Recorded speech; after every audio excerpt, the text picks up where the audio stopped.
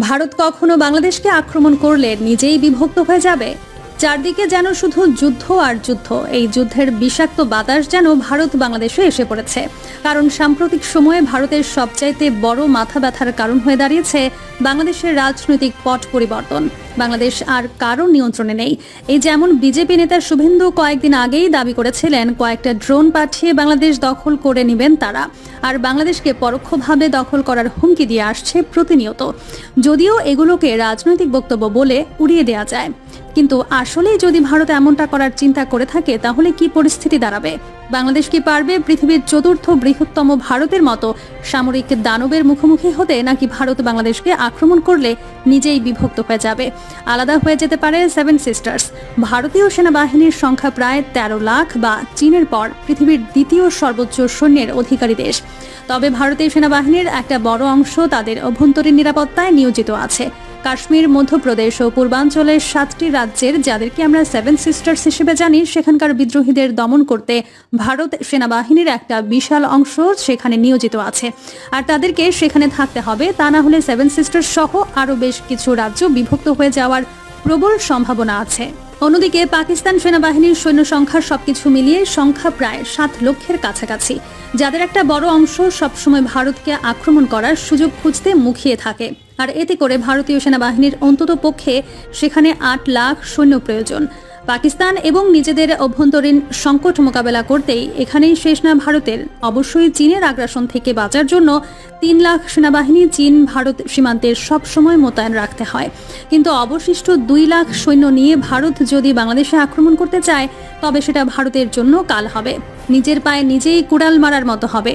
কারণ সামরিক বিশেষজ্ঞরা মনে করেন কোনো দেশকে দখল করতে গেলে সে দেশের শক্তির চাইতে 3 গুণ সৈন্য থাকা প্রয়োজন। মজার ব্যাপার হলো, আপনি যুদ্ধ বিমান দিয়ে শত্রুর দেশকে শুধু ধ্বংসই করতে পারবেন, কিন্তু দখল নিতে গেলে অবশ্যই আপনাকে সেখানে মোতায়েন করতে হবে পদাতিক বাহিনী। আর তাই ভারতের 2 লাখ সৈন্য দিয়ে বাংলাদেশকে দখলে নেওয়া সম্ভব না, কারণ বাংলাদেশের সেনাবাহিনীর সংখ্যাও একেবারে কম না। আর তাই বলাই যায়, এই পরিস্থিতিতে ভারতীয় সেনাবাহিনীর জন্য বাংলাদেশকে আক্রমণ করা অসম্ভব হয়ে দাঁড়াবে। তবে এখানে চীন, পাকিস্তান নিজেদের স্বার্থে ভারতকে সীমান্ত থেকে দূরে ব্যস্ত রাখতে বাংলাদেশকে অস্ত্র দিয়ে সহযোগিতা করার সম্ভাবনা অনেক বেশি, যা ভারতের জন্য কাল হয়ে দাঁড়াতে পারে।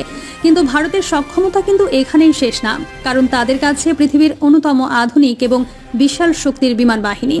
তবে মজার ব্যাপার হলো, তাদের সেখানে রয়েছে বেশ দুর্বলতা। কারণ তাদের পর্যাপ্ত যুদ্ধ বিমান আছে ঠিকই, কিন্তু লজিস্টিক সহযোগিতা করার সক্ষমতা অতটা নেই। কারণ ভারতীয় বিমান বাহিনীর কাছে মাত্র 10টি হেভিওয়েট পরিবহন বিমান এবং 30টি মিডিয়াম ক্যাটাগরির লজিস্টিক বিমান রয়েছে। অথচ ভারতের মতো একটা বিশাল দেশে সৈন্য এবং রসদ মোতায়েন করতেই কিছু ট্রান্সপোর্ট বিমান কোনোভাবেই যথেষ্ট হবে না। যেমন 2020 সালে চীনের সংঘর্ষের সময় ভারতের ট্রান্সপোর্ট ফ্লাইটের অভাব স্পষ্ট হয়ে উঠেছিল। বেশ কয়েকটি সপ্তাহ সময় লেগেছিল ভারতের সৈন্য এবং সরঞ্জাম মোতায়েন করতে। এর ফলে বাংলাদেশের বিরুদ্ধে যুদ্ধ করতে গেলে ভারতের বিমান বাহিনীর লজিস্টিক ফ্লাইট কোনো বড় ভূমিকা পালন করতে পারবে না। তবে ভারতীয় বিমান বাহিনীর কাছে সব মিলিয়ে 500 যুদ্ধ বিমান আছে, এবং এতে কোনো সন্দেহ নেই এত সংখ্যক বিমান দিয়ে তারা অল্প কিছু সময়ের মধ্যেই কিছু একটা করতে পারে। কারণ বাংলাদেশের কাছে এমন কোনো শক্তিশালী যুদ্ধ বিমান নেই যা ভারতীয় ফাইটার জেটগুলোকে মোকাবেলা করতে পারবে। সেই সাথে নেই তেমন কোনো শক্তিশালী আকাশ প্রতিরক্ষা ব্যবস্থা। তবে এখানেও ভারতের জন্য বিপদ রয়েছে, কারণ ভারতের বেশিরভাগ যুদ্ধ বিমান কাউন্টার স্ট্রাইক মিশন পরিচালনা করতে সক্ষম না। হ্যাঁ, ভারতের কাছে আছে 270 AC-30 ফাইটার, এছাড়া MiG-21 এবং জাগুয়ার ফাইটার জেট। কিন্তু মজার ব্যাপার হলো, এগুলো বর্তমানের আধুনিক যুগে বেশ পুরনো মডেল। ভারতীয় বিমান বাহিনীর একমাত্র কার্যকরী অ্যাটাক মিশন বিমান হলো মিরাজ 2000 এবং ডাসাল্ট রাফাল যুদ্ধ বিমান, কিন্তু এদের সংখ্যাও প্রয়োজনের তুলনায় খুবই কম। এছাড়া ডাসাল্ট রাফাল এর মতো যুদ্ধ বিমানগুলো কিন্তু বাংলাদেশের ব্যবহার করার সুযোগ নেই, কারণ ভারতের কাছে মাত্র 36টি রাফাল ফাইটার জেট আছে, এবং এগুলো মূলত চীন এবং পাকিস্তানকে মোকাবেলা করার জন্য প্রতিনিয়তই ভারতকে প্রস্তুত রাখতে হয়। তাই বলাই যায়, ভারতীয় বিমান বাহিনীর জন্য বাংলাদেশের ব্যবহার করা যেতে পারে এমন যুদ্ধ বিমানের সংখ্যা খুব বেশি না। ভারতের বিমান বাহিনী একদিকে যুদ্ধ বিমানের সংকটে ভুগছে, অন্যদিকে পাকিস্তানের কাছে রয়েছে বিপুল সংখ্যক জেট এবং F-16, F-17 যুদ্ধ বিমান, যার সামনে ভারতীয় রাফাল যুদ্ধ বিমান এবং যথেষ্ট কার্যকরী হওয়ার সম্ভাবনা খুবই কম। এদিকে চীনের বিমান বাহিনীর তুলনায় ভারতের বিমান বাহিনীর সামরিক শক্তি অনেক পিছিয়ে। সুতরাং মিরাজ 2000 দিয়ে বাংলাদেশে আক্রমণ চালানো ভারতের জন্য অসম্ভব। ভারতের বিমান মাত্র কয়েকটা স্থানে সাপোর্ট দিতে সক্ষম হবে, যা প্রয়োজনের তুলনায় একেবারেই কম। তাছাড়া গ্রাউন্ড স্ট্রাইক মিশনের সিস্টেমের কারণে নিয়মিত যুদ্ধবিমান ধ্বংস হবে, যার ফলে ভারতীয় বিমান বাহিনীর শক্তি ধীরে ধীরে কমে যাবে। তবে এর মানে এই নয় যে বাংলাদেশের সামরিক শক্তি একদম পিছিয়ে আছে। বাংলাদেশও মিলিটারি শক্তির দিক থেকে যথেষ্ট শক্তিশালী একটা দেশ। তাছাড়া বাংলাদেশ সেনাবাহিনী প্রতিনিয়ত নতুন নতুন অস্ত্রশস্ত্র ক্রয়ের দিকে মনোযোগী হচ্ছে। সেই সাথে আপনাকে এটাও মনে রাখতে হবে, বাংলাদেশ সেনাবাহিনী বর্তমানে দক্ষিণ এশিয়ার তৃতীয় বৃহত্তম শক্তিশালী বাহিনী এবং সেই বাহিনীর দেশের যে কোনো বিপদের সময় নিজেদের সবকিছু নিয়ে লড়াই করতে প্রস্তুত।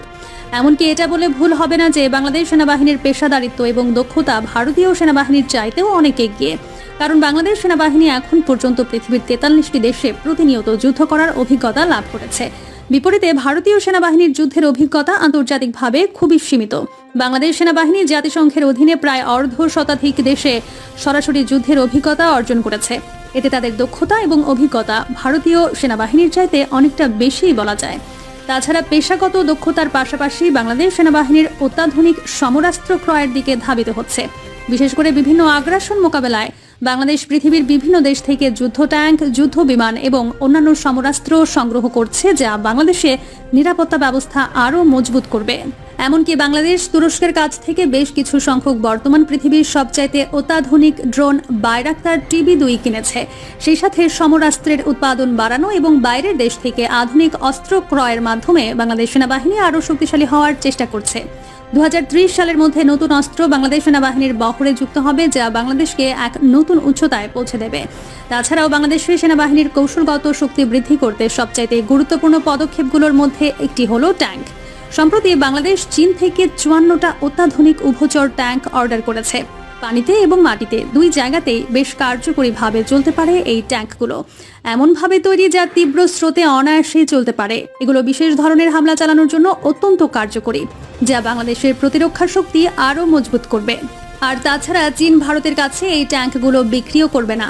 ভারতের জন্য রয়েছে অশনি সংকেত, কারণ বাংলাদেশের সাথে যুদ্ধে ব্যস্ত থাকলে চীন এবং পাকিস্তান অবশ্য ভারতের মানচিত্রে আক্রমণ করতে দ্বিধাবোধ করবে না।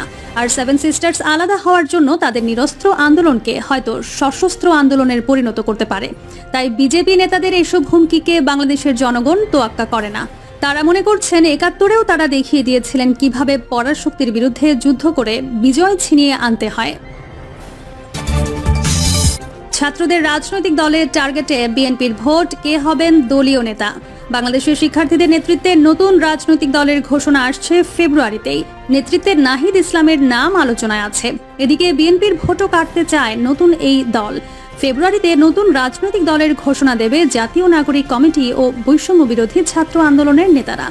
রংপুরের শহীদ আবু সাইদের কবর থেকে শুরু করে চট্টগ্রামের শহীদ ওয়াসিম আকরামের কবর পর্যন্ত পায়ে হেঁটে লং মার্চের মাধ্যমে এই ঘোষণা দেওয়ার সিদ্ধান্ত নিয়েছেন তারা। এই দলের নেতৃত্বে কে থাকবেন তা নিয়ে নানা জল্পনা কল্পনা চলছে। এই আলোচনায় সামনের দিকে আছেন তথ্য, টেলিকম ও ICT উপদেষ্টা নাহিদ ইসলাম।